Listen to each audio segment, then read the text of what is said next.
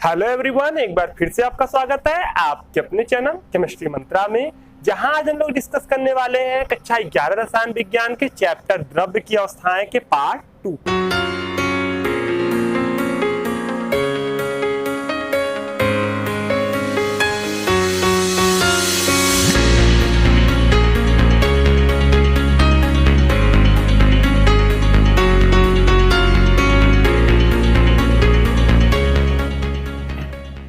इस चैप्टर के इसके पहले वाले पार्ट में आप लोगों ने देखा था द्रव्य की विभिन्न अवस्थाओं को।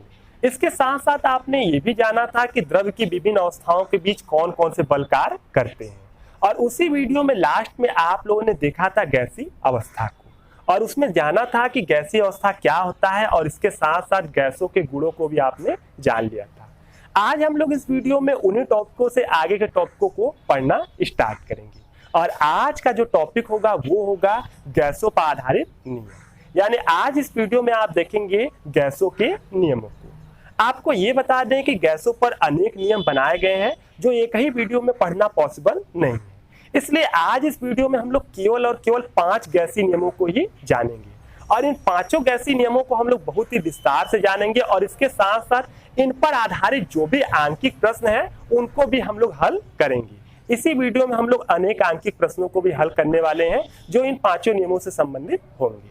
तो आइए सबसे पहले हम लोग जान लेते हैं कि ये गैसों पर आधारित ये कौन कौन से 5 नियम है जिनको इस वीडियो में हम लोग देखने वाले हैं। तो इन 5 नियमों में सबसे पहला नियम है बॉयल का नियम, दूसरा है चार्ल्स का नियम, तीसरा है संयुक्त गैस नियम, चौथा है गैलुसेक का नियम, और 5वां है आवोगाद्रो का नियम।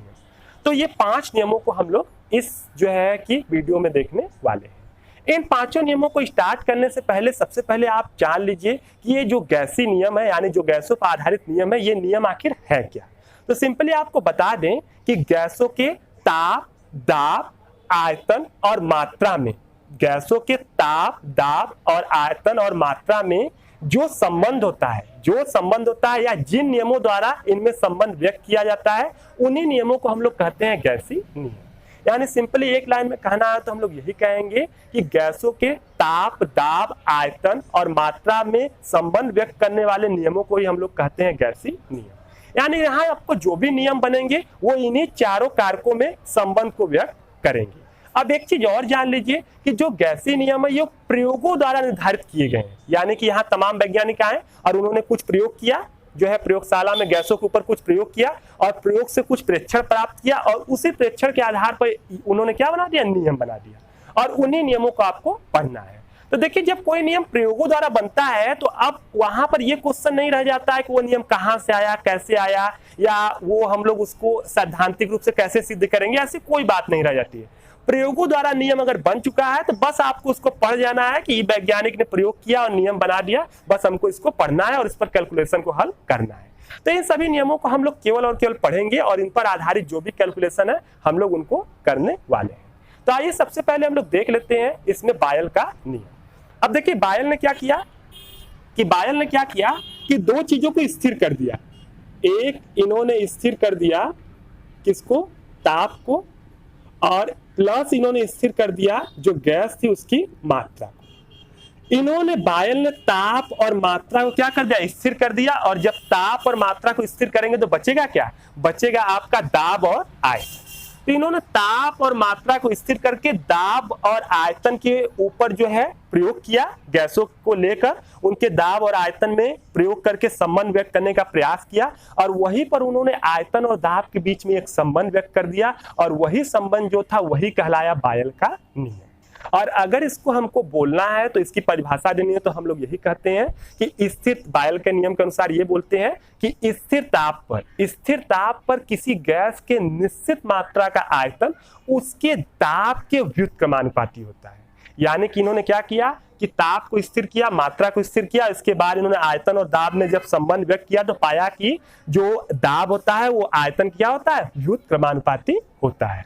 और इसी को इन्होंने बना दिया नियम। यानी कहने का मतलब है कि स्थिर ताप और मात्रा पर बायल के नियम के अनुसार जो आयतन होगा, आयतन वो उस गैस के दाब के क्या होगा, व्युत्क्रमानुपाती होगा, यानी कि इनवर्स प्रोपोर्शनल होगा।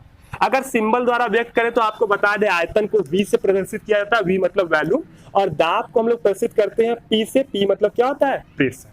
और अगर यहाँ पर हम लोग स्थिरांक दें तो यहाँ V जानते हैं, अगर ये यहाँ पर चिन्ह लगा हो तो यहाँ पर हम लोग स्थिरांक देते हैं, तो यहाँ पर K एक स्थिरांक है और ये यहाँ पर हो जाएगा 1 क्या आ जाएगा, T। तो यहाँ से ये बायल के नियम का गणितीय रूप आपको मिल चुका है। अब यहाँ से अगर हम लोग देखेंगे तो VP बराबर आपको क्या मिल गया है, K यहाँ पर प्राप्त हो गया है। VP बराबर आपको K मिल गया। अगर यही सोच लीजिए, मतलब यहाँ पर इनके नियम के अनुसार क्या मिला कि अगर ताप और मात्रा दोनों स्थिर हो तो ऐसे समय अगर हम लोग प्रेशर बदलते हैं और आयतन भी बदलता है तो हमेशा आयतन और प्रेशर यानी आयतन और दाब का गुणनफल जो होगा वो हमेशा क्या होगा, एक स्थिर अंक होगा, यानी कि आयतन और। अब यहां से मान लेते हैं कि यदि जो है P1 दाब पर आयतन, हमने मान लिया कि आयतन जो है V1 तथा P2 दाब पर जो आयतन है वो V2 हो, तो जाहिर सी बात है अगर P1 दाब होगा तो उस पर आयतन V1 होगा। अगर दाब को हम लोग बदलेंगे तो आयतन भी बदल जाएगा। तो हमने मान लिया कि दाब को हमने P1 से P2 किया तो आयतन V1 से क्या हो गया, V2 हो गया। ऐसे समय अगर हम लोग इस पर नियम लगाएंगे तो आप देखिए क्या नियम लगेगा कि V1 P1, ठीक है, ये बराबर किसके होगा, K के, और इसी तरह V2 P2 ये भी बराबर किसके होगा, K के। इसी तरह V3 P3 सब किसके बराबर होंगे, K के बराबर होंगे। और यही से देखिए, यही से एक और सूत्र निकल के आ गया, ये बायल का नियम का ये भी गणितीय रूप है, जहां से ये आप एक दाब से दूसरे दाब में परिवर्तन करके एक आयतन से दूसरे समय आयतन क्या होगा इसको बड़े आसानी से कैलकुलेशन करके बता सकते हैं। यहां से इस सूत्र को हम लोग इसी तरह लिखते हैं कि V1 P1 बराबर क्या होता है, V2 P2। इसी सूत्र पर आपको अनेक कैलकुलेशन क्या है, करने हैं। तो ये था पहला था नियम जो था बायल का नियम, इसको आपने अच्छे से जान लिया। अच्छा देखिए, कहीं कहीं बात यहाँ की जाती है घनत्व की, कि इसी में घनत्व को जोड़ दिया जाता है। उस पर भी बड़े रेयर केस में सवाल आते हैं, लेकिन घनत्व वाले सवाल भी आ जाते हैं, तो वो भी बड़े सिंपल है। देखिए घनत्व बराबर आप जानते हैं कि क्या होता है, द्रव्यमान बटे क्या होता है, आयतन। और घनत्व को हम लोग प्रदर्शित करते हैं D से, और द्रव्यमान को हम लोग प्रदर्शित M से कर देते हैं, आयतन को V से। यहां से अगर V बराबर देखेंगे तो M अपॉन क्या आ जाएगा, D। तो कभी कभी क्या होता है कि यहां से जो है कि हम लोग ये इसी सूत्र में घनत्व का प्रयोग करते हैं, यानी ऐसे क्वेश्चन दिए जाते हैं जो बायल के नियम पर हो, लेकिन वहां आयतन की जगह घनत्व दिया जाता है। तो अगर हम लोग यहाँ पर V की जगह ये वाला पद अगर इसमें डाल दें, देखिए अगर यहाँ V1 डालेंगे तो M मात्रा क्या है, स्थिर है, ठीक है, तो यहाँ ये D1 हो जाएगा। और इसी तरह अगर V2 लेंगे तो यहाँ M अपॉन क्या हो जाएगा, D2 हो जाएगा। ये देखिए द्रव्यमान है, द्रव्यमान स्थिर है, पहले ही बोल दिया गया है। तो अगर इसका हम लोग प्रयोग करेंगे तो पाएंगे कि V1 की जगह हम रखेंगे जब इस सूत्र में, ये जो सूत्र है आपका V1 P1 बराबर क्या है, V2 P2, अगर इसमें इस घनत्व का प्रयोग करेंगे यानी ये वाला पद रखेंगे तो यहाँ M1 अपॉन क्या हो जाएगा, D1 ये हो जाएगा P1 बराबर V2 की जगह रखेंगे तो M अपॉन हो जाएगा D2, और ये क्या जाएगा, P2 हो जाएगा, ठीक है। यहाँ से M कैंसिल हो जाएगा, तो अगर यहाँ से देखेंगे तो ये जाएगा P1 अपॉन P2 बराबर ये हो जाएगा D1 अपॉन क्या हो जाएगा, D2, ठीक है। तो यहाँ पर एक वाला भी सूत्र निकल के आ गया जो दाब और घनत्व के बीच संबंध व्यक्त करता है। और यहाँ से अगर देखा जाए ध्यान से तो हमको मिल जाएगा कि दाब प्रोपोर्शनल टू क्या है, D, ठीक है। यहाँ सिद्ध कर सकते हैं, डायरेक्ट देख रहे हैं, ये P1 के डायरेक्ट प्रोपोर्शनल D1 है और P2 के डायरेक्ट प्रोपोर्शनल क्या है, D2। तो हम लोग कह सकते हैं कि दाब जो है वो घनत्व क्या है, समानुपाती है, ठीक है। यहाँ से भी एक नियम निकल गया। तो ये था किसका नियम था, बायल का नियम। दूसरा हम लोग देख लेते हैं चार्ल्स का नियम। देखिए चार्ल्स क्या थे, चार्ल्स एक दूसरे वैज्ञानिक थे और इन्होंने इस बार क्या कर दिया कि स्थिर कर दिया दाब को, और इसके साथ साथ इन्होंने स्थिर कर दिया मात्रा को, ठीक है। मात्रा और दाब दोनों को स्थिर कर दिया। अब जब दाब और मात्रा दोनों स्थिर हो जाएंगे तो संबंध किनके बीच बनेंगे, संबंध ऐसे समय आपका संबंध बनेंगे किसके, ताप और बच गया क्या, आयतन। ताप और आयतन के बीच संबंध बनेंगे। और जब इन्होंने प्रयोगों द्वारा प्रेक्षण किया तो ऐसे समय पाया कि जो आयतन होता है, आयतन वो ताप नहीं बल्कि वो क्या होता है, परम ताप के क्या होता है, समानुपाती होता है। वो परम ताप के क्या होता है, समानुपाती होता है। तो इसी पर इन्होंने एक नियम बना दिया कि स्थिर दाब पर किसी गैस के निश्चित मात्रा का आयतन उसके परम ताप के समानुपाती होता है। ताप नहीं, किसके समानुपाती होता है? परम ताप। परम ताप का मतलब क्या हुआ? केल्विन में टेम्परेचर। जैसे आप टेम्परेचर किसमें किसमें लेते हैं? डिग्री सेल्सियस में लेते हैं, फ़ारेनहाइट में लेते हैं और केल्विन में लेते हैं। तो इसमें जो ये केल्विन वाला टेम्परेचर है, इसी को हम लोग क्या कहते हैं? परम ताप। और हमें लगता है आपको बहुत अच्छे से पहले से पता होगा कि ये जो डिग्री सेल्सियस वाला है, इसमें हम लोग 273 अगर जोड़ देते हैं तो जो टेम्परेचर आता है वो केल्विन में ताप कहलाता है या परम ताप कहलाता है। अगर एक्यूरेट रूप से जोड़ा जाए तो ये 273.15 होता है, लेकिन कैलकुलेशन को सरल बनाने के लिए हम लोग 273 ही जोड़ते हैं। तो ये होता है परम ताप। और इन्होंने ये जब प्रयोगों द्वारा परीक्षण किया तो ऐसा नियम पाया। देखिए, आयतन को हम लोग प्रदर्शित करते हैं V से और परम ताप को हम लोग प्रदर्शित करते हैं किससे? T से। तो यहाँ इनका नियम आया V प्रोपोर्शनल टू T। ठीक है, अगर इसको हटाएंगे तो V बराबर यहाँ पे क्या लग जाएगा? K लग जाएगा। ठीक है, और K लग जाएगा और यहाँ पे क्या हो जाएगा? T हो जाएगा। ठीक है, अब यहाँ पर आप सोचेंगे कि दोनों जगह K है, तो देखिए दोनों अलग अलग नियम है। ठीक है, अब ये जरूरी नहीं कि हम K अलग अलग यहाँ पर डालें, या चलिए अगर कंफ्यूजन ना हो तो हम यहाँ पर K1 मान लेते हैं। ठीक है, लेकिन आप K डायरेक्ट यहाँ K भी लिख सकते हैं। आपके बुक में ऐसा दिया होगा कि एक जगह K1, एक जगह K2, K3 ऐसे दिया होगा, लेकिन वो केवल इसीलिए दिया है कि बायल का जो K है वो इस चार्ल्स के K के बराबर नहीं होता, केवल ये समझाने के लिए। नहीं तो अगर आप अलग अलग नियम लिखेंगे तो हर जगह केवल K का प्रयोग कर सकते हैं। ठीक है, या K1, K2 या K डैश कुछ भी प्रयोग कर सकते हैं, कोई फर्क नहीं है। ठीक है, तो ये देखिए ये नियम आ गया। अब सिंपल सी बात है कि अगर हम लोग क्या लें कि T1 ताप लें, T1 परम ताप पर यदि, अच्छा इसी को थोड़ा और डिटेल में बना देते हैं। तो इसको अगर देखेंगे तो यहाँ से अगर हम देखेंगे तो ये आपको V/T बराबर क्या मिलने वाला है? K मिलने वाला। ठीक है, इस तरह एक नियम बन गया। तो वही हम इसको थोड़ा और विस्तृत कर रहे हैं कि अगर T1 परम ताप पर यदि आयतन क्या हो, आयतन जो हो जाए वो कितना हो? अगर मान लीजिए V1 हो, और T2 परम ताप पर जो आयतन है वो हो जाए कितना? V2। तो अब हम लोग जान रहे हैं कि ये अगर इसमें रखेंगे इस वाले में, तो देखिए यहाँ से क्या मिलेगा कि यहाँ से मिलेगा कि V1/T1। ठीक है, बराबर आपको क्या मिलेगा? V2 क्या मिलेगा? T2। ठीक है, ये इसी तरह आपको V3/T3 सभी मिलने वाले हैं, क्योंकि V/T का अनुपात किसी गैस के स्थिर जो है कि दाब और मात्रा में क्या होता है? ये हमेशा इनके अनुपात जो होता है वो हमेशा K के बराबर होता है, यानी कि स्थिरांक होता है, स्थिरांक होता है। ठीक है, तो यहाँ K लिख सकते हैं। और यहाँ से ये जो नियम निकल के आ गया, ठीक है, इसको और थोड़ा सा बढ़िया कर दें अच्छे से, तो आपको यहाँ मिलेगा V1/V2 मिलेगा बराबर क्या मिलेगा? T1/ क्या मिलेगा? T2। ये याद करने में ज्यादा सरल आपको होगा। तो ये है चार्ल्स के नियम का गणितीय रूप, और इसी पर हम लोग ढेर सारे कैलकुलेशन करते हैं। अब एक चीज और जान ली, यहाँ भी V का प्रयोग हुआ है, तो आप चाहें तो यहाँ दाब को यहाँ भी ला सकते हैं। ठीक है, तो अगर यहाँ दाब को आप ला सकते हैं तो ये वाला चीज यहाँ रख के इस जगह पर जो है यहाँ आयतन की जगह आप लोग दाब डाल के भी वहां संबंध बना सकते हैं। ठीक है, तो आप लोग खुद से करिएगा, कुछ तो खुद से करिए। तो ये आपने देख लिया चार्ल्स का नियम। ठीक है, ये था जो है कि बायल का नियम। ठीक है, ये बायल का नियम था, और यहाँ पर ये किसका नियम हो गया? ये चार्ल्स का नियम। तो इस प्रकार आपने दोनों के दोनों नियमों को देख लिया। अब हम लोग आगे चलेंगे और कुछ और नियमों को देखते हैं। अच्छा, एक चीज और देख लीजिए, नियमों को जानने से पहले एक बहुत महत्वपूर्ण चीज है कि बहुत लोगों को यही नहीं पता होता कि आखिर ये जो समानुपाती है या जो व्युत्क्रमानुपाती है ये होता क्या है। बस उनको समझ में नहीं आता, वो सोचते हैं कि ये कहाँ से आ गया। बस उसको याद हाई स्कूल से ही आपको याद कराना शुरू करा दिया जाता है। आप पढ़ते हैं समानुपाती, अनुक्रमानुपाती, व्युत्क्रमानुपाती, तो ये चीजें क्या होती हैं ये आपको नहीं मालूम होता है। तो हम 2 मिनट के अंदर इसको भी आपको बता दे रहे हैं, इसी साइड बता दे रहे हैं। देखिए ये कैसे आखिर प्रयोगों द्वारा कैसे स्थापित किया जाता है समानुपाती और व्युत्क्रमानुपाती। देखिए जैसे A है, ठीक है, और यहाँ पर आप खास तौर से इस स्थिरांक को भी जान जाएंगे। ठीक है, इस स्थिरांक को भी बहुत अच्छे से जान जाएंगे। जैसे A B है, अब इनके बीच कब हम समानुपाती या अनुक्रमानुपाती का चिन्ह लगाएंगे ये आप अच्छे से देख लीजिए। मान लीजिए हमने प्रयोग किया, ठीक है, A का मान हमने कुछ लिया 1, और इस A का मान 1 लेने की वजह से B का मान जो हो गया 2 हो गया। फिर हमने 2 का ये का मान 2 लिया, तो यहाँ पर इसका मान 3 हो गया। ये 3 लिया तो इसका मान 4 हो गया, इसका मान 4 लिया तो इसका मान 5 हो गया, इसका मान 5 लिया तो ये 6 हो गया।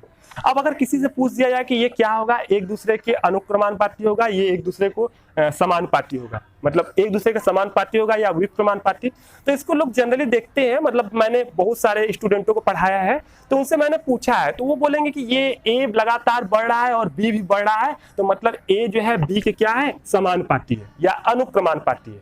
ये समानुपाती है, एक बढ़ रहा है तो दूसरा भी बढ़ रहा है उसी हिसाब से, तो उसे वो कहेंगे कि ये दोनों है समानुपाती। लेकिन आपको बता दें कि यहाँ पर ए जो है बी के न तो समानुपाती है न तो व्युत्क्रमानुपाती है। यहाँ इन दोनों के बीच में इससे कोई भी संबंध नहीं बन रहा है। देखिए समानुपाती का मतलब क्या होता है, समानुपाती का मतलब कि इनके और उनके मानों के बीच में हमेशा एक ही अनुपात हो। अगर आप यहाँ पर अनुपात निकालेंगे तो 1/2 आएगा, यहाँ पर अनुपात ए और बी के बीच में निकालेंगे तो 2 क्या आएगा, 3 आएगा, यहाँ पर अनुपात निकालेंगे तो 3/4 आएगा। इनमें से कोई भी एक दूसरे से मिल नहीं रहा है, तो ऐसे समय में कोई भी अनुपात नहीं बन रहा है। लेकिन हम आपको बता रहे हैं कि अभी कैसे आप प्रयोगों द्वारा बिल्कुल अच्छे से इसको पहचान सकते हैं। देखिए हम बता रहे हैं, अभी सब कुछ आपको क्लियर हो जाएगा। देखिए हमने प्रयोग किया और ए का मान हमने लिया 1, इसका मान 2 हो गया, इसका मान 2 लिया, इसका मान 4 आ गया, इसका मान हमने 3 लिया, इसका मान 6 आ गया, इसको ले रहे हैं, इसका मान नोट कर रहे हैं, इसका मान हमने 4 लिया और इसका मान 8 आ गया। ऐसे समय में हमको जैसे जैसे ये मान बढ़ा रहे हैं वैसे वैसे मिल रहा है। अब जब जिनका मान लेने से ये मान बढ़ रहे हैं तो हम लोग इनमें चेक करते हैं कि इनके बीच कौन सा अनुपात बन रहा है। तो यहाँ देखिए अगर हम लोग यहाँ पर क्या करेंगे, ए अपॉन अगर बी करेंगे, ठीक है, ए अपॉन बी करेंगे यानी इनका अनुपात निकालेंगे। ये क्या है, समानुपाती या व्युत्क्रमानुपाती अनुपात ही ना, तो इनका अनुपात निकालेंगे। तो देखिए ए अपॉन बी का अनुपात निकालेंगे तो क्या आ गया, 1/2। यहाँ निकालेंगे 2/4, काटेंगे तो क्या जाएगा 1/2। यहाँ मान निकालेंगे 3/6, काटेंगे तो क्या हो जाएगा 1/2। यहाँ मान निकालेंगे ए अपॉन बी तो 4/8 हो जाएगा, काटेंगे तो क्या हो जाएगा 1/2। देखिए ध्यान से देखिए कि यहाँ ए लिखने के बाद बी के जितने भी मान आ रहे हैं, ए और बी का जब अनुपात निकाल रहे हैं, ए और बी का अनुपात निकाल रहे हैं, तो अनुपात क्या आ रहा है, 1/2 आ रहा है। मतलब केवल एक ही अनुपात आ रहा है, अलग अलग अनुपात नहीं आ रहे हैं, एक ही 1/2 बार बार आ रहा है, यानी समान अनुपात आ रहा है। ए और बी का जब समान अनुपात आ रहा है तो इसी को हम लोग कहते हैं कि ए बी के क्या है, समान अनुपाती है, समानुपाती है, यानी समान अनुपात में ये दोनों हैं। इसके मान हम कितना भी रख दें, इसके मान ऐसे आएंगे कि इनके बीच एक ही अनुपात बनेगा और वो क्या बनेगा, ए 1/2 बनेगा। और देखिए ध्यान से, ये देखिए ये आपका एक ही मान बार बार आ रहा है, यानी कि इनके अनुपात से एक स्थिर मान आ रहा है, स्थिर अंक आ रहा है जो कभी बदल नहीं रहा है। तो यही जो 1/2 है यही होता है के का मान। इसी को हम लोग कहते हैं स्थिरांक, जो कभी नहीं बदलता है। इनके समानुपाती हैं तो इनके अनुपात से ये अंक आता है, ये जो भी आ रहा है 1/2 और कभी नहीं बदलेगा, तो यही आपका हो गया स्थिरांक। हमें लगता है हमने आपको समझाने का प्रयास किया, आप बेहतर समझ गए होंगे कि स्थिरांक कैसे निकाला जाता है और समानुपाती होता है तो क्यों हम लोग स्थिरांक यहाँ पर डालते हैं, और स्थिरांक देखिए क्या होता है। ठीक है, हमने सब कुछ आपको एग्जाम्पल द्वारा बता दिया। अब हम लोग चलेंगे और आगे हम लोग अगले नियमों को देखेंगे। तो इसको हम लोग मिटा देते हैं और आगे के नियमों को देखते हैं। आइए हम लोग देख लेते हैं तीसरा नियम, जो है संयुक्त गैस नियम। यहाँ पर हम लोग देखेंगे तीसरा नियम जो है संयुक्त गैस नियम। अब देखिए संयुक्त गैस नियम क्या होता है, तो ये कोई अलग से नियम नहीं है, बल्कि जो बायल और चार्ल्स का नियम है, जब उनको हम लोग संयुक्त कर देते हैं, एक कर देते हैं, तो ऐसे समय जो नियम बनता है वही कहलाता है संयुक्त गैस नियम। और संयुक्त गैस नियम की खास बात है कि ये आयतन, ताप और दाब इन तीनों के बीच में संबंध व्यक्त करता है, क्योंकि बायल के नियम में आपने देखा कि बायल और चार्ल्स के नियम में ये तीनों के बीच में संबंध व्यक्त किया गया है। बायल के नियम में इनमें से दो के बीच में संबंध व्यक्त किया गया है, आपका जो है आयतन और दाब के बीच में, और चार्ल्स के नियम में इसमें संबंध किया गया है ताप और आयतन के बीच में। तो जब इनको संयुक्त करेंगे तो इन तीनों के बीच एक संबंध बनेगा और उसी को हम लोग कहते हैं संयुक्त गैस नियम। इस पर आपके बहुत अधिक क्वेश्चन आपके बुक में मिलने वाले हैं और बहुत अधिक क्वेश्चन इस पर बनते हैं। तो आइए देख लेते हैं संयुक्त गैस नियम क्या है। देखिए यहाँ बायल के नियम से अगर हम देखेंगे तो बायल के नियम से, बायल के नियम में क्या होता है, ताप स्थिर होता है, तो यहाँ V प्रोपोर्शनल टू 1 क्या होता है P, और यहाँ देखेंगे चार्ल्स के नियम से, तो चार्ल्स के नियम में दाब स्थिर होता है और बनता है V प्रोपोर्शनल टू T। ठीक है, और अगर इनको हम संयुक्त करेंगे, संयुक्त करने पर अगर इनको संयुक्त करेंगे तो आप पाएंगे कि V प्रोपोर्शनल टू क्या हो गया है, T अपॉन P। दोनों को संयुक्त करेंगे तो इधर V है, V के प्रोपोर्शनल ये भी है, ये भी है, तो ये T आपका ऊपर है, P नीचे है, तो बन जाएगा ये। और यहाँ पर जब इक्वल करेंगे तो यहाँ पे ये K स्थिरांक आ जाएगा और T अपॉन क्या हो जाएगा, P हो जाएगा। ठीक है, V बराबर, जाहिर सी बात है इस चिन्ह को हटाएंगे तो K आ जाएगा और यहाँ पर आ जाएगा T अपॉन P। अब यहाँ पर क्या करेंगे, अब हम लोग जान गए यहाँ पर कि यहाँ पर V P अपॉन T बराबर इधर क्या हो गया, K, इस स्थिरांक हो गया। यानी सिंपल सी बात है, किसी गैस के निश्चित मात्रा के लिए यहाँ अभी भी क्या है, मात्रा जो है वो क्या है, स्थिर है। तो किसी गैस के निश्चित जो मात्रा रहेगा उसके लिए उसका आयतन, उसके दाब का गुणनफल और उसके ताप का जो अनुपात रहेगा वो हमेशा स्थिर रहेगा, वो हमेशा क्या रहेगा, स्थिर रहेगा। अब यहाँ पे क्या ले लेते हैं, अब हम मान लेते हैं कि अगर P1 दाब व T1 परम ताप पर आयतन V1 है, तथा इसी तरह मान लेते हैं कि P2 दाब रहेगा, P2 दाब, ठीक है, व P2 दाब व T2 परम ताप पर आयतन जो है वो V2 है। तो ऐसे समय देखिए क्या सूत्र निकल के आएगा, ऐसे समय यही सूत्र निकल के आएगा कि V1 P1 अपॉन T1, ये नहीं दिखाई दे रहा होगा तो और ऊपर लिख दे रहे हैं कि V1 P1 अपॉन T1 बराबर V2 P2 अपॉन क्या हो गया, T2। तो यही जो है आपका ही कहलाता है संयुक्त गैस समीकरण, और इस पर अनेक सूत्र बन के आने, मतलब इस पर अनेक सवाल बन के आएंगे। एक चीज और जान लीजिए, आप बहुत महत्वपूर्ण चीज बता रहे हैं कि अगर आप संयुक्त गैस समीकरण याद रखते हैं तो आप बायल और चार्ल्स का नियम आपको ऑटोमेटिक याद हो जाएगा। कैसे याद हो जाएगा हम आपको बता रहे हैं, ठीक है। देखिए संयुक्त गैस समीकरण बस याद कर लीजिए, संयुक्त गैस नियम कि V1 P1 बटे T1 बराबर V2 P2 अपॉन T2, बस याद कर लीजिए। अब इसके बाद देखिए बायल के नियम में क्या है, स्थिर था, बायल के नियम में ताप स्थिर था, याद कर लीजिए कि बायल के नियम में ताप स्थिर है। बस इसमें से ताप स्थिर है मतलब ये जितना एक T1 है उतना T2 रहेगा, तो ये दोनों कट जाएगा और खत्म हो जाएगा, तो बचेगा क्या, V1 P1 बराबर V2 P2। ये किसका नियम बन गया, बायल का नियम। चार्ल्स का नियम बनाना, चार्ल्स में क्या स्थिर था, दाब, तो दाब P1 बराबर P2, ये कैंसिल हो जाएगा, तो दाब को हटा देंगे तो बचेगा V1 अपॉन T1 बराबर V2 अपॉन T2। ये किसका नियम हो गया, चार्ल्स का नियम। तो इस तरह दोनों के दोनों नियम क्या हो गए, क्लियर हो गए। एक चीज और जान लिए कि इसके बाद का एक और नियम है गैल-लुसेक का नियम, उसको भी आप इससे बड़े आसानी से बना सकते हैं। देखिए इसके बाद का नियम भी इसी पर आधारित है। चौथा नियम गैल-लुसेक का नियम, या ये नियम जो होता है ये बताता है ताप दाब संबंध को। अभी तक आप बायल और चार्ल्स के नियम में संबंध व्यक्त करते आयतन का ताप से और आयतन का दाब से, लेकिन गैल-लुसेक का जो नियम है वो ताप और दाब के बीच में। तो देखिए ताप और दाब के बीच में नियम, इसी में आप ध्यान से देखेंगे कि ताप और दाब का मतलब इनमें संबंध बनाएंगे तो आपको क्या स्थिर रखना पड़ेगा, आपको स्थिर रखना पड़ेगा क्या, आयतन स्थिर रखना पड़ेगा और साथ में मात्रा तो आपका स्थिर रहेगा ही, ठीक है, मात्रा भी स्थिर रहेगा। तो ताप और दाब में संबंध व्यक्त करने के लिए आपको आयतन स्थिर रखना पड़ेगा। तो इसमें आयतन देखिए V1 और V2 है, इनको गायब कर दीजिए। जब आप V1 और V2 गायब कर देंगे तो ऐसे समय आपका बचेगा क्या, ऐसे समय आपका बचेगा P1 अपॉन T1 बराबर P2 अपॉन T2। ये आपका बच जाएगा और ये किसका नियम हो जाएगा, ये हो जाएगा गैल-लुसेक का नियम, और ये हो जाएगा ताप और दाब के बीच क्या हो जाएगा, संबंध। हालांकि हम लोग इससे चारों नियमों को, इसको एक याद करने से आप तीनों नियमों को इसी में बता सकते हैं, बस आपको मालूम होगा कि किसमें क्या स्थिर है बड़े आसानी से।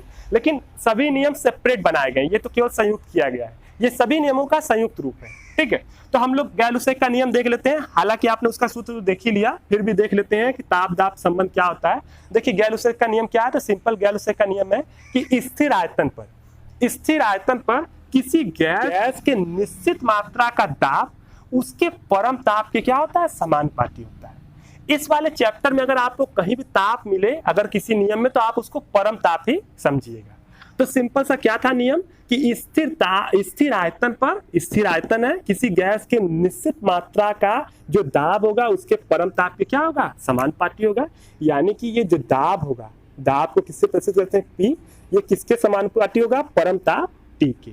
अगर यहाँ से P इक्वल रखे तो यहाँ आ जाएगा K, ठीक है, और यहाँ आ जाएगा T। यहाँ से P अपॉन अगर T ले तो यहाँ क्या आ जाएगा K।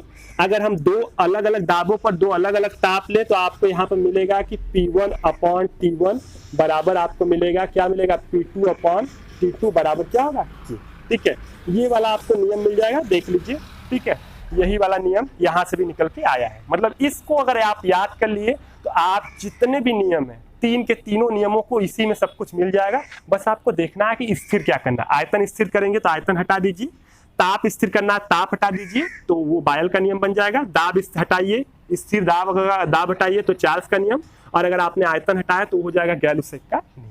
तो ये कहीं से आप सब याद कर लेंगे। ठीक है, तो ये जनरली आपने देख लिया। एक और नियम है वो भी देख लेते हैं, लास्ट वाला जो है 5वां, आओगाद्रो का नियम।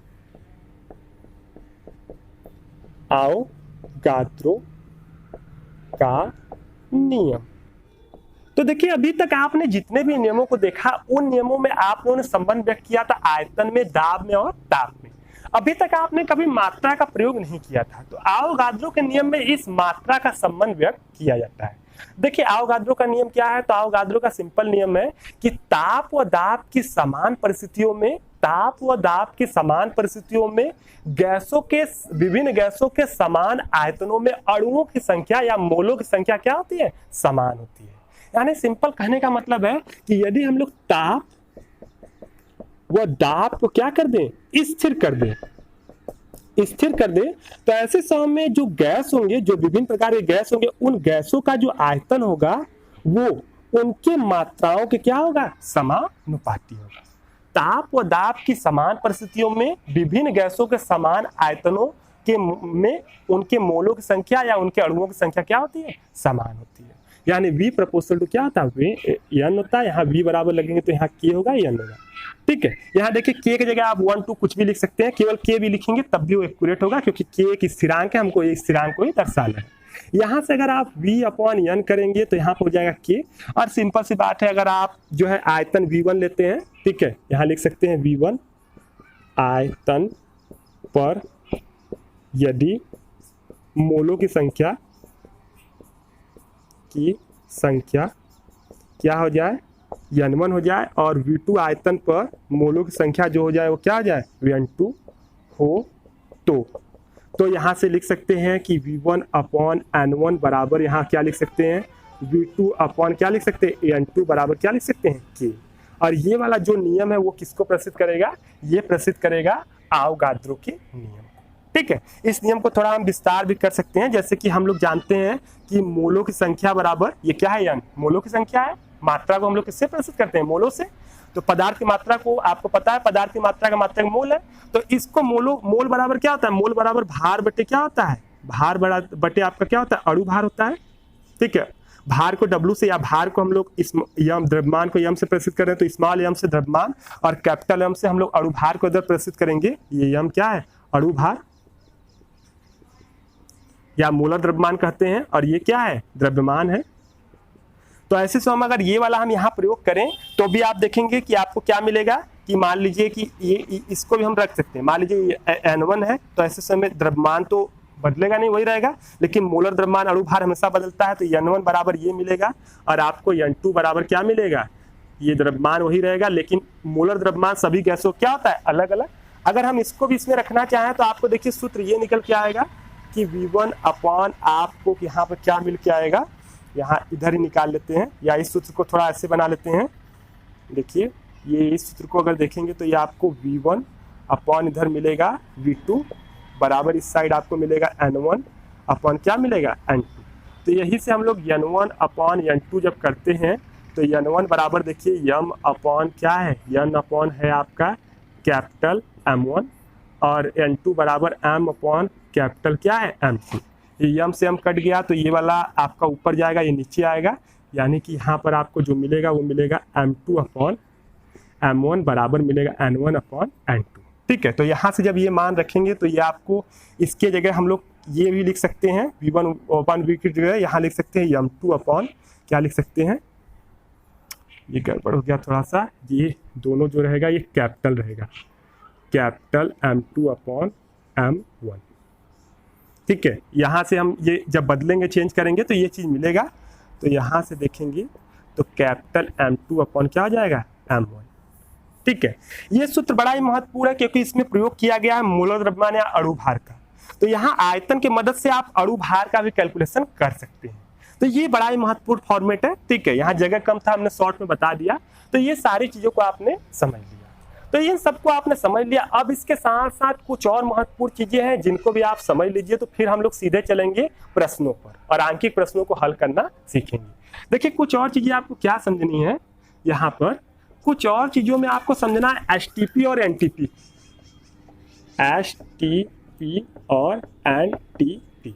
देखिए, एसटीपी को इंग्लिश में कहते हैं, इसका फुल फॉर्म जो है वो है स्टैंडर्ड टेम्परेचर एंड प्रेशर, और एनटीपी का मतलब है नेचुरल टेम्परेचर और प्रेशर। हिंदी में इसको कहेंगे मानक ताप दाब, और इसको कहेंगे सामान्य ताप दाब।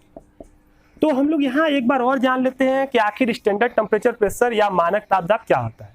देखिए, मानक या सामान्य ताप दाब मतलब ये एक क्या है, कंडीशन है, ये एक कंडीशन है। ये क्या है, ताप और दाब की मानक परिस्थितियों को बताता है। ताप और दाब, ठीक है, ताप और दाब अलग अलग होते हैं, हमेशा देखते हैं आप, ताप अलग अलग होता है, यानी ताप बदलता रहता है, दाब भी बदलता रहता है। तो उनकी एक मानक परिस्थितियां होती हैं कि जिसको सभी लोगों ने मानक माना है। तो ताप और दाब की जो मानक परिस्थितियां होती हैं उसी को हम लोग कहते हैं एसटीपी, और ताप और दाब की जो सामान्य परिस्थितियां होती है, यानी ताप आप दाब को क्या सामान्य रूप से मानते हैं, उसकी वो परिस्थितियां कहलाती है एनटीपी। और आपको बता दें कि ये दोनों बिल्कुल बराबर है, इक्वल है, यानी कि सामान्य ताप दाब और मानक ताप दाब में कोई भी अंतर नहीं है, दोनों क्या है, एक ही है। अब देखिए, मानक ताप किसे माना गया है, तो या सामान्य ताप किसे माना गया है, तो कहीं भी अगर टेम्परेचर 273 केल्विन हो तो इसी को माना गया है मानक ताप। और दाब, अगर कहीं पर दाब जो है, ये दाब जो है वो अगर 1 एटीएम हो, 1 वायुमंडल हो, तो ऐसे समय जो दाब है उसी को माना गया मानक दाब। 1 वायुमंडल का मतलब होता है 760 mm। जब दाब मापी द्वारा हम लोग इसको मापेंगे 1 वायुमंडल को, तो वो 760 mm पारे के 760 mm Hg। दाब मापी में क्या बनाता है, पारा। और आपको बता दें कि सामान्य दाब इतना होता है कि वो दाब मापी में पारे का जो पाठ्यांक है उसको कितना ले जाए, 760 mm तक ले जाए, या इसी को हम लोग कहते हैं 76 सेंटीमीटर। mm को सेंटीमीटर में बदलेंगे तो 76 सेंटीमीटर होगा। तो इस 76 सेंटीमीटर 760 mm या 1 एटीएम को हम लोग कहते हैं मानक दाब, और इसको कहते हैं मानक ताप, और इसी को कहते हैं सामान्य ताप और दाब। तो कहीं अगर एसटीपी एनटीपी का प्रयोग हो जाए तो मतलब समझ लीजिए कि आपको दिया क्या गया, वहां पर आपको दिया गया है ताप 273 केल्विन, T बराबर 273, और आपको दाब P बराबर दिया गया है 760 या 76 सेंटीमीटर या 1 एटीएम। इतना जानने के बाद अब हम लोग सीधे चलेंगे, ये पांचों आपने नियम पढ़ लिए हैं, अब इन पर आधारित सारे प्रश्नों को हम लोग लगाना या हल करना स्टार्ट करेंगे। तो आइए हम लोग उन सभी प्रश्नों को देख लेते हैं और इसको यहाँ से हटाते हैं। तो आइए हम लोग देख लेते हैं विभिन्न प्रकार के आंकिक प्रश्नों को। अभी अभी आपने जो पांचों नियमों को पढ़ा है, उस नियमों पर आधारित हम लोग अनेक प्रश्नों को यहाँ पर अभी हल करने वाले हैं। और एक चीज और देखिए कि हम यहाँ जो प्रश्न आपको बताएंगे वो सीरियल वाइज नहीं होंगे कि बायल के नियम के ऊपर के प्रश्न बताएंगे, फिर चार्ल्स, फिर उसके, ऐसा नहीं, सभी क्वेश्चन मिक्स होंगे।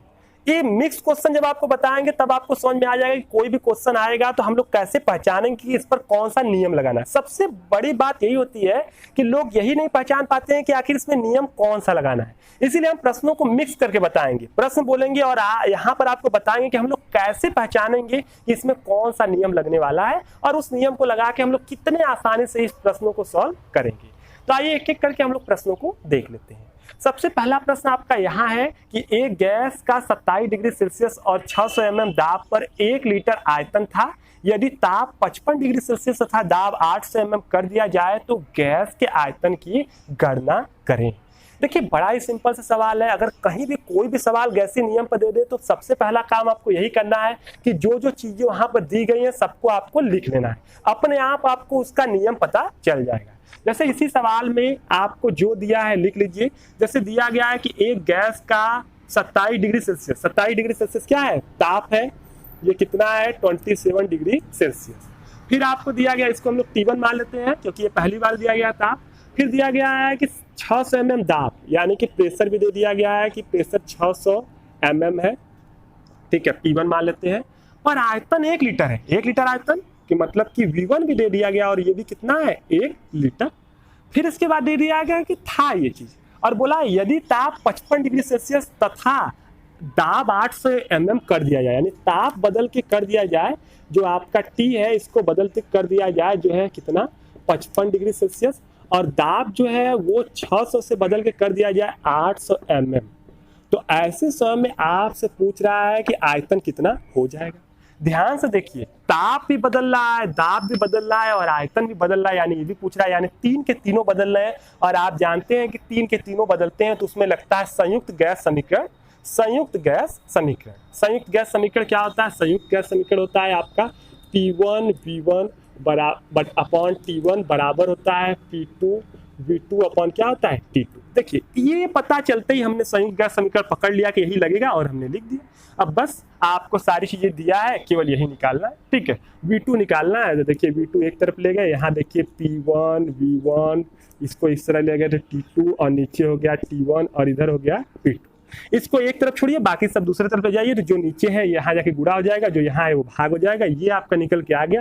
केवल और केवल मान रख देना है। देखिए P का मान यहाँ पे 600 है, ठीक है। अभी देखिए डायरेक्ट मान हम लोग नहीं रख सकते, एक और चीज जान लीजिए। यहाँ पे देखिए ये जो T है, ये T डिग्री सेल्सियस में दिया है, लेकिन हम लोग डिग्री सेल्सियस में कभी मान नहीं रखते हैं, हम लोग हमेशा किस में रखते हैं?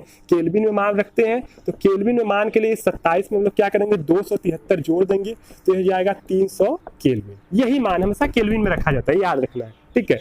और यहाँ T2 कितना आएगा? तो 55 और प्लस 273, तो यहाँ पर जोड़ देंगे तो ये हो जाएगा 5 3 8, और ये हो जाएगा 7 5 12, और ये हो जाएगा 328 केल्विन, ठीक है। बस हम लोग रख देते हैं। V1 कितना था? 1 लीटर, और T2 कितना है? T2 देख लेते हैं कहाँ गया। अच्छा, ये लीटर है तो इसको हम लोग ml में रख लेते हैं, तो कैलकुलेशन करने में ज़्यादा आसानी होगा। तो रख लेते हैं 1000 ml। 1 लीटर बराबर कितना ml? 1000। तो ml में रखें, लीटर में रखेंगे आंसर आएगा, लेकिन ml में रखेंगे तो ज़्यादा आसान हो जाएगा। T2 कितना हो गया? T2 328 बटे T1 कितना था? 300, और P2 कितना हो गया? यहाँ 800, ठीक है। कैलकुलेट कर देते हैं। ये देखिए 0 0 0 0 1 2 3 4 0, ठीक है। और यहाँ से हम लोग इस 3 से इसको काट देते हैं तो ये केवल बचेगा क्या? 20, ठीक है। 20 हो गया। ये इसको 4 से काट दिए तो ये 5 बच गया, और इसको 4 से काटेंगे तो कितना हो गया? 2। इस 2 से इसको काट देंगे तो 32, ये 16, 162 हो गया, ठीक है। बस इसको हम लोग मल्टीप्लाई कर दें तो यहाँ पर आपका ये हो जाएगा 5 दूनी 10, ये आपका हो जाएगा 1, 6 पंजे 30, 31, 1 हो जाएगा, ठीक है। और यहाँ 3 हो गया, 5 एक कम 5 3 8, ये हो जाएगा ml। यानी कि ये इसका आंसर जो हो जाएगा 810 ml। तो 810 ml आयतन होने वाला है। तो ये था पहला प्रश्न। आइए देख लेते हैं दूसरा प्रश्न। दूसरा प्रश्न देखिए यहाँ पर है कि 27 डिग्री सेल्सियस और किसी निश्चित दाब पर एक गैस की निश्चित मात्रा का आयतन 100 ml है। यदि दाब स्थिर है और ताप दोगुना कर दिया जाए तो गैस का आयतन क्या होगा? जो चीजें हम लोग लिख देते हैं कि पहले दिया गया है टेम्परेचर जो है वो कितना है? 27 डिग्री सेल्सियस, ठीक है, सेल्सियस में है। और फिर ऐसे समय में दे दिया गया है कि किसी निश्चित दाब पर, यानी दाब आपको दिया नहीं गया है, और बोला गया एक गैस की निश्चित मात्रा का आयतन दे दिया गया है कितना है? 100 ml। और इसके बाद बोला गया है यदि दाब स्थिर है, दाब स्थिर बोल दिया, अगर दाब स्थिर बोल दिया तो किसका नियम लग जाएगा? चार्ल्स का नियम। बड़ा ही सिंपल हो गया आप तो, ठीक है। स्थिर दाब पर बोल दिया गया है कि ताप दोगुना कर दिया जाए, यानी T जो है दोगुना कर दिया जाए, यानी 27 से इसको कितना कर दिया जाए? दोगुना। 27 से दोगुना कितना होगा? 54 डिग्री सेल्सियस। और ऐसे समय पर आपसे आयतन पूछा है और दाब स्थिर बोल दिया गया, तो ठीक है, कर लेते हैं। इसको कैलकुलेट करने के लिए पहले इसमें 273 जोड़ के निकाल लेते हैं हम लोग। तो ये 273 जब जोड़ेंगे तो ये जाएगा 300 केल्विन। केल्विन में बदलना इंपॉर्टेंट है। इसमें भी 273 जोड़ देते हैं, ठीक है। तो ये हो जाएगा 300, आपका हो जाएगा 27 केल्विन। तो ये हो गया 327 केल्विन, ये हो गया। और यहाँ चार्ल्स का नियम लगेगा, और चार्ल्स का नियम आप जानते हैं उसमें दाब स्थिर होता है, और दाब स्थिर होता है तो उसमें आपने देखा होगा कि उसका नियम है V1 अपॉन T1 बराबर आपका V2 अपॉन क्या है T2 है। ठीक है, ये किसका नियम है, ये चार्ल्स का नियम है कि V1 अपॉन T1 V1 बराबर V2 अपॉन क्या है T2। अब यहाँ से आपको निकालना क्या है V2, तो V2 को हम लोग एक तरफ करते हैं, बाकी सब एक तरफ, तो ये V1 T2 अपॉन आपका जो हो गया जो है T1, और ये देखिए ये V1 T2 ऊपर गया और T1 पहले से, बस यही आपको कैलकुलेट करना है। V1 का मान कितना है 100 ml और T2 का मान कितना है 327 और T1 का मान कितना है 300। कैलकुलेट कर दीजिए, 0 0 ये कट गया, 3 से भाग दे देंगे तो बड़ा आसान 109 क्या हो गया ml हो गया। ये 100 ml था, ये क्या हो गया 109 ml। तो ये आपने देख लिया दोनों प्रश्नों को। आगे चलते देखेंगे तीसरे प्रश्न को। तो तीसरा प्रश्न यहाँ देख लेते हैं क्या है। बोला गया है कि किसी ताप और 760 mm Hg दाब पर एक गैस की किसी मात्रा का आयतन 74 ml है। यदि उसी ताप पर दाब 740 mm Hg कर दिया जाए तो गैस का आयतन क्या है। ठीक है, तो इस बार उसी ताप यानी कि ताप को स्थिर किया गया है और सारी चीजों को बोला गया है। तो इसको हम लोग सॉल्व कर लेते हैं, तो इसको हम लोग मिटा देते हैं जल्दी से। तो देखिए जो भी चीजें हैं उसको जल्दी से लिख लेते हैं। बोला गया है किसी ताप पर, यानी ताप नहीं दिया गया है, और बोला गया है कि दाब जो है, दाब P जो है वो कितना है 760 mm है, और इसके बाद बोला गया है दाब 760 mm है, और इसके बाद आयतन जो है V1 जो है वो क्या है 74 ml है, और फिर बोल दिया गया है कि ताप उसी ताप पर, यानी ताप को बदला नहीं गया, यानी ताप क्या है स्थिर है। ठीक है, दाब जो है प्रेशर जो कर दिया गया वो कितना कर दिया गया 740 mm, और ऐसे समय में आपसे आयतन पूछा है। ठीक है, तो ताप स्थिर है तो जाहिर सी बात है किसका नियम लेगा, बायल का नियम। बायल का नियम तो बड़ा आसान है, P1 V1 बराबर क्या है P2 V2। यहाँ से V2 निकालना है तो P1 V1 अपॉन क्या हो जाएगा P2। इसको सॉल्व करेंगे तो P1 का मान आपका 760 इंटू ये P1 है P2 है। ठीक है, 760 और V1 कितना है 74 अपॉन P2 कितना हो गया 740। ठीक है, ये 0 से 0 कट गया, 74 कट गया, आंसर आ गया 76 ml। ठीक है, तो ये आपका हो गया। ठीक है, ये 76 ml इसका क्या हो गया आंसर हो गया। ये कौन सा प्रश्न था, ये था तीसरा प्रश्न। चौथा प्रश्न देख लेते हैं। तो चौथा प्रश्न जो है वो इस प्रकार का है कि 27 डिग्री सेल्सियस तथा 720 mm दाब पर किसी गैस का आयतन 50 ml है, एनटीपी पर गैस का आयतन ज्ञात करें। देखिए चौथा प्रश्न है, तीसरा नहीं है। बोला गया है कि टेम्परेचर जो है कितना है 27 डिग्री सेल्सियस, ये T1 है। ठीक है, हम इसको बदल लेते हैं केल्विन में, तो प्लस 273 जोड़ देते हैं तो ये कितना हो गया 300 केल्विन। आगे चलते हैं और बोला गया है कि इसके बाद गैस का आयतन V1 जो है इस पर कितना है 50 ml है। ठीक है, और इसके बाद अच्छा दाब भी बोल दिया गया है, P बराबर कितना है 720 mm है, ये 720 mm है। और इसके बाद आपसे बोला गया एनटीपी पर, एनटीपी पर ज्ञात करना है।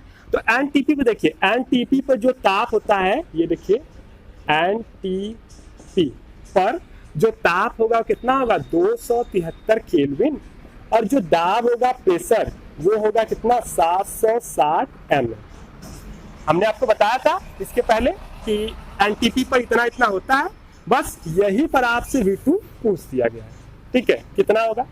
अब ध्यान से देखिए कौन सा इसमें नियम लगने वाला। देखिए टेम्परेचर दिया है, आयतन दिया है, दाब भी दिया है। ठीक है, और इसके बाद यहाँ पर परिवर्तन हो रहा है, टेम्परेचर भी परिवर्तित हो रहा है, दाब भी परिवर्तित हो रहा है और आयतन भी परिवर्तित हो रहा है। यही आपसे पूछा है। जब तीनों परिवर्तित होते हैं तो कौन सा नियम लगता है, संयुक्त गैस नियम। संयुक्त गैस नियम क्या है कि P1 V1 अपॉन T1 बराबर क्या है P2 V2 अपॉन क्या है T2। ठीक है, तो यहाँ से बस सॉल्व कर लेंगे, बड़ा ही आसान है। V2 निकालना है तो V2 एक तरफ करते हैं, यहाँ P1 V1 T2 उधर ले जाते हैं, और बटे यहाँ पर T1 पहले से था और इधर हो गया क्या P2। सबका मान यहाँ पर रख देते हैं, हमें लगता है आप तो कैलकुलेट कर ही लेंगे। 720 इंटू V1 का मान कितना है 50, और T2 का मान कितना है इधर 273, और अपॉन यहाँ T1 का मान कितना है 300, और P2 का मान कितना है 760। ठीक है, सॉल्व कर लीजिए। 0 से 0 कट गया, ये 0 से 0 कैंसिल हो गया। अब बचा क्या है यहाँ पर 3 बचा, 3 से इसको काट देते हैं तो 9 तिरिक 27, 1 कम 1, 91 हो गया। अब इसको और अधिक सॉल्व करते हैं तो हम लोग इसको सॉल्व करेंगे तो इसको और कट करते हैं तो इसको काट देते हैं 4 से, ठीक है, तो इसको 4 से काट देते हैं तो ये हो जाएगा 18, 18 चौक 72, और इसको 4 से काटते हैं तो जाओ 19, 190 हो जाएगा, ठीक है। अब इसको और काटते हैं तो हम लोग इसको और देखते हैं किससे, अच्छा 2 से काट के देखते हैं तो ये 2 से काटेंगे तो ये हो जाएगा आपका 95 और ये हो जाएगा 9। अब तो यहाँ पर कुछ, अच्छा ये कट रहा है, ये हो जाएगा 19, ठीक है। अब तो यहाँ पर कुछ कट नहीं रहा है, यहाँ पर कुछ भी नहीं कट रहा है तो हम लोग कैलकुलेट कर देते हैं। 9 का मल्टीप्लाई करेंगे तो 9 और 9 9 81, 81 अपॉन कितना हो गया 19। कैलकुलेट करते हैं तो यहाँ पर कितने बार में जाएगा, यहाँ पर 19, 38, 53, 57 3 बार में जाएगा, यहाँ पर 3 बार में जाएगा और 19 चौक क्या हो गया 76 से 4 बार में चला जाएगा, ठीक है। यहाँ 4 बार में ले जाएंगे तो 4 बार में यहाँ पर हो जाएगा 76, 76 बच गया कितना 5, 9, तो अब की बार जाएगा 3 बार में, 19 3 कितना हो गया 57 और 57 बार में जाएगा तो बच जाएगा 2 0 यानी 1, ठीक है। तो यहाँ पर जो आएगा वो आंसर आपका आएगा कितना आएगा 43.1 और क्या आ जाएगा ml में।